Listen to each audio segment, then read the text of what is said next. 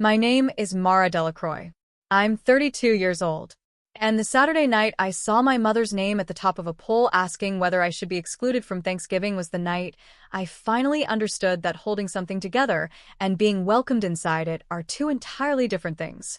The poll was already live when I opened the notification. My Aunt Sandra had created it at 10:47 p.m. I could see the timestamp, and by 11:03 when I read it, people had already voted. The question was, should Mara skip Thanksgiving this year, so the rest of us can relax and enjoy the holiday? There were two options, yes and no. My mother had voted yes. She was the first vote. Her name sat at the top of the yes column the way names sit at the top of things when the person didn't hesitate. I read it twice. I set my phone on the arm of the couch. I got up, went to the kitchen, and poured a glass of water. I drank it standing at the sink, looking at the window above it, which at 11 p.m. in November showed me nothing but the reflection of my own kitchen. Then I went back to the couch, picked up my phone, and opened my banking app. What none of them knew, what my mother had been telling people she arranged every November for 4 years running, was that the deposit on the Hargrove Banquet Hall was paid from my account. Had been every year since the arrangement began. $1,150 due each September, holding the private dining room for the third Thursday of November. My mother collected the cash contributions from the family in the weeks before the holiday and used that money to cover the food, the decorations, the extra folding chairs she rented from a party supply place 2 towns over. The venue deposit was mine. It had always been mine. She had simply never mentioned that part to anyone. I looked at the deposit record. Paid in full. September 14th, $1,150. My name on the confirmation. I did not cancel anything that night. I closed the app, turned off the lamp, and went to bed. Let me explain the shape of the 4 years that led to that Saturday night because the shape matters and it did not happen by accident. I am a licensed occupational therapist. I work at a pediatric rehabilitation clinic 40 minutes from the town where I grew up and where most of my extended family still lives. I have been at the clinic for 6 years, the last 3 as a senior therapist supervising a caseload of 22 pediatric patients and a team of 2 newer therapists. The work is precise and relational. You have to be able to hold a plan and read a room at the same time, and I have always been better at that combination than at most other things. My family is large by the standards of people who haven't grown up in one. My mother, Celestine, is the second of 5 siblings. Her older brother Garfield and her younger sister Sandra, Paulette, and Neen have between them 11 children, ranging in age from 9 to 38. I am the oldest of Celestine's 2 children. My brother Thierry is 28 and lives in the same town as my parents, 3 streets from the house where we grew up. The Thanksgiving gathering had been a rotating event for most of my childhood, hosted by whoever had the most space that year, which usually meant my grandparents until my grandfather's health made hosting difficult, and then a loose rotation among the aunts and uncles that caused a low-grade annual negotiation I remember as the backdrop of every October of my adolescence. When my grandmother passed 6 years ago, the rotation collapsed. Nobody wanted to host. Everybody wanted the gathering to happen. I was 26. I had been in my position at the clinic for 1 year and had recently moved into an apartment I could afford without a roommate for the first time. I called my mother and told her I would book the banquet hall. Not as a statement, not as a negotiation. I had attended a colleague's retirement dinner at the Hargrove Hall the previous spring, and it had struck me as exactly the right size and price for what the family needed. I made the reservation. I paid the deposit. I told my mother the hall was booked and gave her the date and the address. She told the family she had arranged it. I heard this secondhand from my cousin Desiree, who called me the week after to say she was impressed my mother had finally pulled the whole thing together. I did not correct Desiree. I filed the information in the category of things I understood about how my family worked and went back to my caseload. The following year I booked the hall again. And the year after. And the year after that. Each September, I paid $1,150 from my checking account, received the confirmation in my email, forwarded the date and logistics to my mother, and attended Thanksgiving as a guest of an event I had quietly made possible. My mother accepted the family's gratitude for it every year. I sat at the table and passed the sweet potatoes and did not say anything about any of it. The reasons for my silence were not mysterious to me. Even then, my mother and I have a specific dynamic that I spent most of my 20s learning to name. She is a woman who needs to be the one who holds things together, and when someone else holds something together first, she absorbs the credit with the efficiency of someone who has been doing it her whole life. Pointing this out had, historically, produced an argument in which I was accused of being competitive and difficult, which I had found, over the years, easier to avoid than to relitigate. So I paid the deposit and I kept quiet, and Thanksgiving happened every November in a wood-paneled room with seating for 40, and the family thought my mother had arranged it, and I ate my turkey and watched my cousin's children run between the tables and told myself this was fine. There is a point at which a thing you have decided to accept stops being a decision and starts being a weight. I had not identified the exact point until I was standing at my kitchen sink at 11:08 p.m. on a Saturday in November, looking at my own reflection in a dark window, with a poll on my phone that had my mother's name at the top of the S column. I did not contact my mother Sunday. I went for a long walk in the morning. The neighborhood I live in has a park that goes quiet on Sunday mornings in November when the cold has arrived but the first real snow hasn't, and I have walked it enough times in all conditions that I can do it without thinking about where I'm going. I walked for an hour. I thought about the deposit. The deposit was paid. The hall was booked. The event was in 4 days. I thought about the specific mechanics of what it would mean to withdraw the deposit at this point. The hall's cancellation policy, which I knew because I had read it every year when I renewed the booking, allowed for a full refund up to 14 days before the event and a 50% refund up to 7 days before. We were now 4 days out. The deposit was non-refundable at this point regardless of what I did. But the deposit was not the only thing. My mother collected the food contributions from family members in cash, which she then used to purchase the food. She had, in the past, used her own debit card to make the initial food purchases and been reimbursed when the cash came in. What I knew, because Thierry had told me without realizing why I might find it significant, was that this year she had charged the initial grocery run to a credit card, specifically a card that had my name on it as the primary account holder and hers as an authorized user. I had added her to that account 3 years earlier, during a period when she was between bank accounts after a transition I won't detail here, and I had never removed her. The card had a limit of $3,500. She used it occasionally for things she described as emergencies and repaid me, usually within the month. The grocery run for Thanksgiving, which Thierry had mentioned in passing the previous weekend, had been $847. My mother had charged $847 to my card to purchase food for a Thanksgiving gathering from which she had voted to exclude me. I walked out of the park and back to my apartment. I made coffee. I sat at my kitchen table and opened the banking app and looked at the card account. The $847 charge was there, posted Thursday, the day Thierry had mentioned she'd gone shopping. I looked at it for a while. Then I called my friend Celeste, who is a paralegal and who receives my calls with a patience I have never adequately thanked her for. I told her about the poll. I told her about the deposit. I told her about the $847. She listened to all of it. When I finished, she said, "So she voted to exclude you from an event you're paying for, using a card you own." I said, "Yes." She said, "What do you want to do?" I said I wasn't sure about the deposit. The refund window had closed. But the card was a different matter. She said, "When is she planning to use it again?" I said, "Probably in the next 48 hours. The family contributions usually come in the week of the event, and she goes back for more supplies."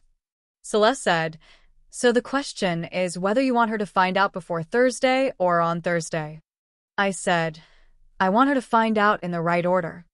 Celeste asked what that meant. I told her I was still working it out. After the call, I opened my laptop and pulled up the hall confirmation. The booking was in my name. The contact number on the reservation was my cell phone. Any communication from the venue about the event would come to me, not to my mother because the account holder was me and had always been me, and my mother had simply told people she'd arranged it without any of them thinking to ask for the confirmation number. I noted this. I closed the laptop and spent the rest of Sunday not thinking about Thanksgiving. Monday, I went to work.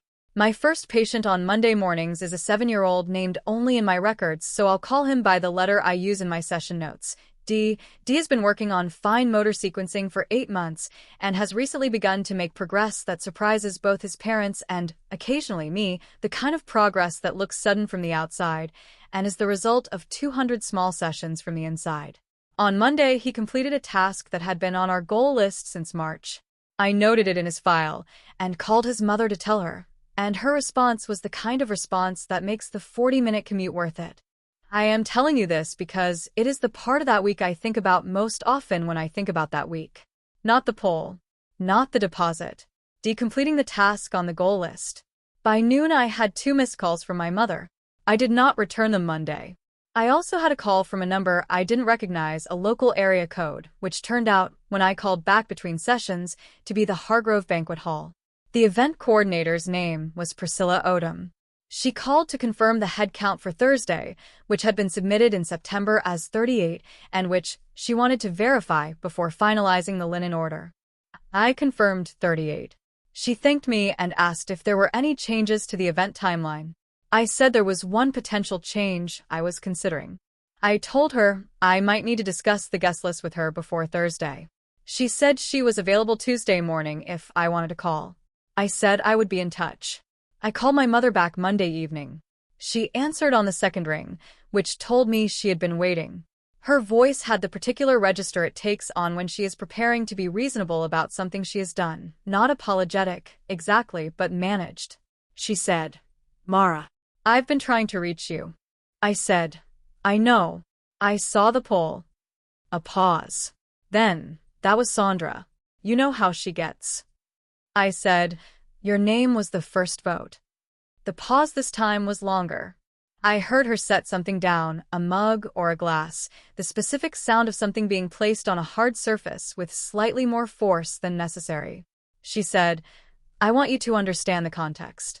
I said, "Tell me." She said that Sandra had been building toward this for 2 years, that there had been tension at the previous Thanksgiving that she didn't want to relitigate, that she had voted the way she voted because she thought it would calm Sandra down before the holiday, and that she hadn't expected the poll to reach me. I said, "What tension?"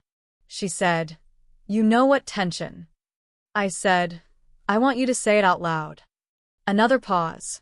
She said there had been an argument between me and Sandra's daughter Renelle at the previous year's dinner about something she described as how Mara talked to people, which was the family's phrase for what I would describe as declining to agree with things I didn't agree with. I let that sit. Then I said, "Mom, I want to ask you something." She said, "Okay." I said, "Who booked the Hargrove Hall?" A silence. Different from the others. Longer and with a different texture. The texture of someone who has been holding something loosely for 4 years and has just felt it shift. She said, "Mara." I said, "I have the confirmation email from September. And from last year. And the year before that. And the year before that. My name is on every one of them." She did not say anything. I said, "The deposit is $1,150 per year. For years. The math is $4,600. That money came from my account." The line was quiet. I said, "I also want to make sure you know that the grocery charge from Thursday, the $847, came through on the card where I'm the primary holder." Her voice, when it came, was careful. "I was going to tell you about the card." I said, "When?" She said, "After the holiday." I said, "After the holiday that you voted to exclude me from." Silence. "I'm not calling to argue," I said. My voice was level. The voice I use in a session when a parent is telling me something I need them to understand I have heard. "I'm calling because I want you to have accurate information before Thursday. The hall reservation is in my name. The contact on the account is my phone number. Any call from the venue comes to me." She said, "What does that mean?" I said, "It means I'd like to have a different conversation than the one we've been having for 4 years. And I think Thursday might be a good time to have it." She said, "You're not going to cancel the hall?" I said, "I haven't decided anything. I have until tomorrow morning." I said goodnight. I ended the call. I did not cancel the hall. I want to be precise about this, because the story of what actually happened is more specific than cancellation and more lasting than a single phone call. Tuesday morning, I called Priscilla Odom at the Hargrove Hall, as I had said I would. I told her there was no change to the event and that I would be attending. I also asked her, when she had a moment before Thursday, to call the secondary contact on the original booking, the number I had listed when I first made the reservation 4 years ago, which was my mother's cell phone, to confirm a detail about the setup. I told her what detail to ask about. Priscilla said that was no problem and that she'd call Tuesday afternoon. Then I removed my mother from the authorized user account. The removal was effective immediately. The $847 charge remained on the account. She had already made the purchase, but any future transaction would be declined. Tuesday afternoon, my mother called me. Her voice, when I answered, had lost the managed quality it had carried Monday evening. She said the hall had called her. She said Priscilla had mentioned that she'd spoken with the account holder that morning and wanted to confirm a detail about the setup, and in the course of the conversation had referred to me as the party who booked the reservation. My mother said, "She called you the account holder." I said, "I am the account holder." A long pause. She said, "Priscilla said you'd spoken this morning." I said, "I confirmed the head count." She said, "Mara." Her voice had dropped. Not soft, something more like the register a voice takes when a person is finally standing in the actual room rather than the room they imagined. "You've been paying for this the whole time." I said, "Yes." She said, "For years." I said, "For years." She said, "And I told people." "I know what you told people," I said. "I was there." The line was quiet for a long time. I heard her breathing. I heard, faintly, the sound of her television going quiet. She had muted it, which meant she was sitting in the living room, which meant she was in the chair by the window, which is where she goes when something has her full attention. She said, "I owe you an explanation." I said, "You do. But I don't need it before Thursday." She said, "What do you need before Thursday?" I said, "I need you to call Sandra and tell her I'm coming. And I need it to come from you, not from me." A pause. She said, "I'll call her tonight." I said, "Thank you." I said I'd see her Thursday. I ended the call. There are moments in a family's life that function like the hall's confirmation email. They are documents, in the precise sense, of what has actually been true all along. They do not change the past. They make the past legible. Thanksgiving happened. I drove 40 minutes to the Hargrove Hall on a Thursday afternoon in November, and I walked into a wood-paneled room with seating for 40, and I sat at the table my deposit had held for 4 consecutive years. Sandra was there. She did not run a poll. She did not say much of anything, which I have come to understand is Sandra's version of acknowledgement. My mother served the turkey. She had purchased it with her own card. I know this because she mentioned it specifically when she called me Wednesday to ask about the arrival time, in a tone that was doing the quiet work of making something visible that she had previously kept covered. It was a small thing. I noted it. After dinner, when most of the family had moved to the other end of the room and the younger cousins had claimed the corner by the windows, my mother came and sat next to me at the table. She didn't say much. She asked about a patient I'd mentioned to her in October, a child making progress she'd seemed genuinely interested in. I told her about Dee's Monday session. She listened the way she listens when she's not managing anything fully, without the partial attention she gives things she considers already handled. She said, "I'm going to call the venue in January and put the deposit in my name." I said, "Okay." She said, "And I want to pay back what I owe you. The 4 years." I said, "We can talk about that." She said, "I mean it." I said, "I know."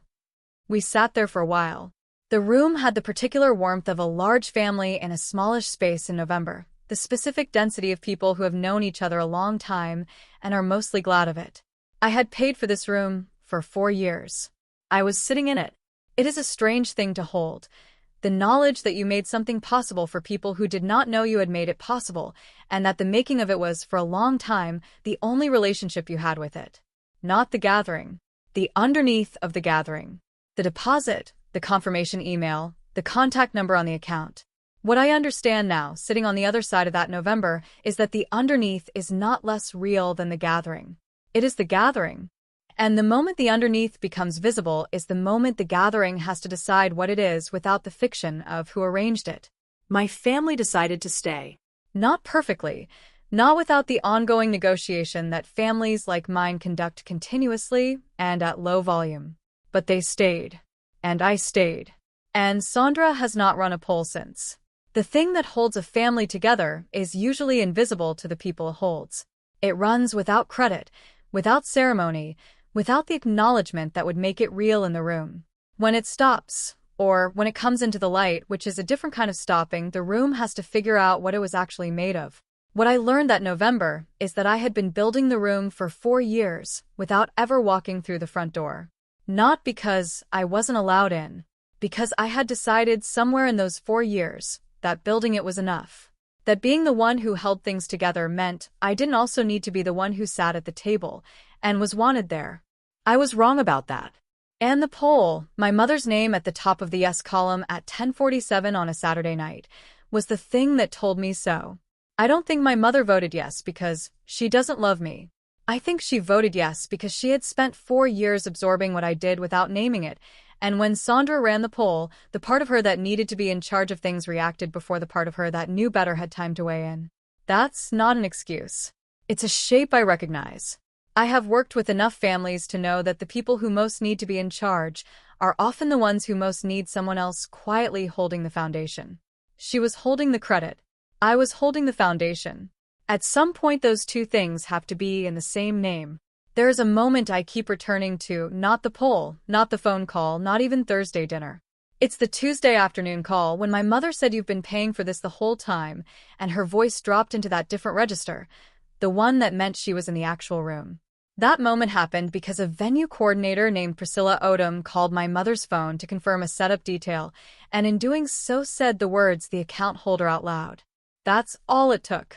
One sentence from someone with no stake in the outcome. If you were in that Tuesday afternoon call, if you could have heard my mother's voice drop into that register, what do you think she was calculating in that moment? What she owed me. Or what she'd told herself about who arranged it.